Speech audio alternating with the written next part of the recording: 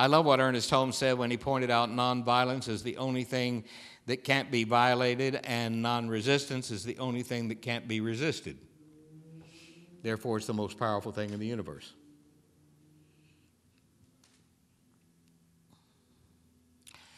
How many are aware that many people who demonstrate a problem, confusion, doubt, fear, that if they have been experiencing negative faith, which is worry and doubt, that they can move that negative faith into positive faith? They can take down the walls, as you talked about in your song. Many times, though, what happens to people is that if they have problems or they are moving through dis-ease of some kind, sometimes they go into depression because they have so identified with the problem that when the problem is there, they don't have any identification. If they're afraid to let go of the problem because they identify themselves with it. They identify with their story. They identify with all their reasons why they're experiencing limitation, doubt, and fear.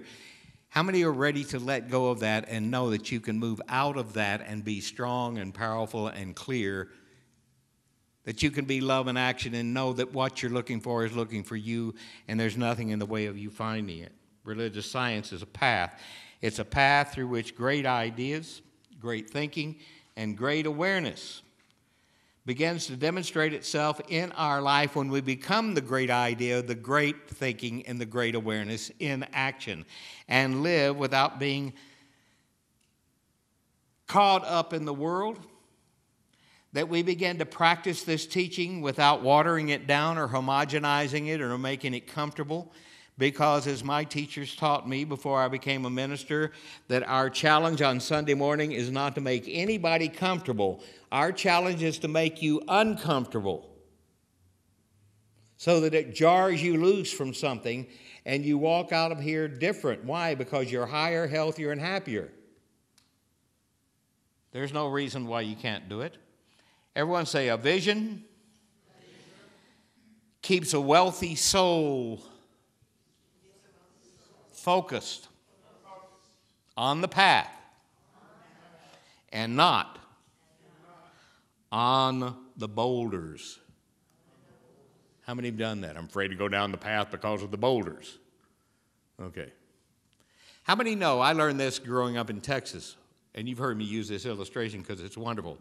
We had quicksand. And one of the first things we did as children, they taught us if we ever got, Jackie knows, she was ready. That how many know if you step into quicksand and you start struggling and struggling and struggling, okay. So what do? If you step in quicksand, you fall back and get as big as possible. And you just float on top of it and then get yourself out of it. And the same thing, how many have struggled with something in your life and all you do is sink into it instead of move out of it? How many know that if you step in quicksand and you just stand there and say, I wonder what I did to step in this quicksand? Down and down you go. Okay. You don't do that. If you step in quicksand, I promise you, the first thing you're going to think about is, how do I get out of this? Not why did I get into it? How many know metaphysicians that have been stagnated in nonsense for years because they're so busy trying to figure out what consciousness they had that produced what they don't want? The challenge is to do what? Everyone say, produce the consciousness that demonstrates what I do want. Here's some wisdom from Star Trek. How many you didn't know you were going to get some Star Trek wisdom? Okay, I love this.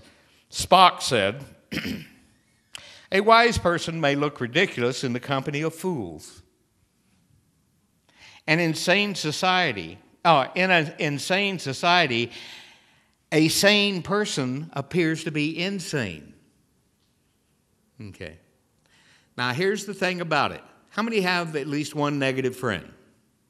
2, 3, 4, 5, 6, 7, 8. How many work around? Okay. How many have allowed yourself to adapt to them so you don't stand out? Okay. Talk like them, think like them, Now, if you talk like them and think like them and try to be like them so they will accept you, don't complain if what they have in their life shows up as a version of your life. Okay. One of the first lessons I learned was some very smart people who pointed out to me that don't hang out with little-minded people. And don't hang out with unhappy people. And don't hang out with negative people. And don't hang out with complainers.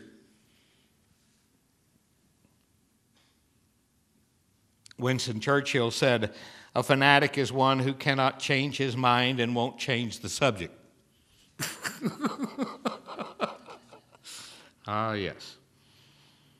Now, we have been advised for years that if you sell yourself on your dreams and know your dreams are waiting for you to come true, and you honor this and let the dream become your vision and stick with it at the level of faith, something wonderful is happening now, and it's you.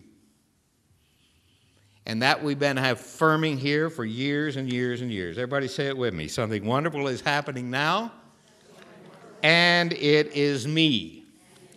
And it is you. And when you know this and know you know it, your affirmation as you move through your life, your meditation of faith, positive faith, not negative faith, but positive faith, is one that says, I look upon my world today and I honor what I see. I look upon my world today and I allow myself to believe the evidence I see as I look for and find God's evidence everywhere I look.